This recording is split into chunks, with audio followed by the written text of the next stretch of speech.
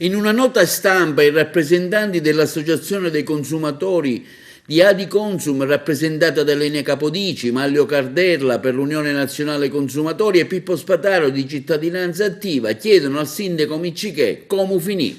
Queste le richieste fatte da chi rappresenta il mondo dei consumatori, con la consulta dei servizi di pubblica utilità, con il fiarire delle lapazze in ogni angolo di questa città, con l'AICA, dove i cittadini sono stanchi di miniacarsi della troppa acqua che gli arriva, con la manutenzione di strade e marciapiedi ridotti a regge trazzere, con il centro storico che a ogni pioggia ne perde un pezzo, con la munnizia in ogni dove, la dobbiamo considerare anch'essa un patrimonio dell'umanità, con la via Atenea da Salotto Buono della città a Ripostiglio, con le buche sulle strade transennate ormai dalle storiche lapazze diventate ormai il fiore all'occhiello di questa amministrazione, con i posti di sottogoverno a Cundindasta a tutti, oppure è rimasto ancora fuori qualcuno, con la realizzazione dell'ambulatorio veterinario comunale per la sterilizzazione in microcippatura di cani e gatti randaggi, la cui apertura viene rimandata di mese in mese. Meglio far pagare agli agrigentini 300.000 euro per il mantenimento dei cani randaggi al canile privato di Siculiana,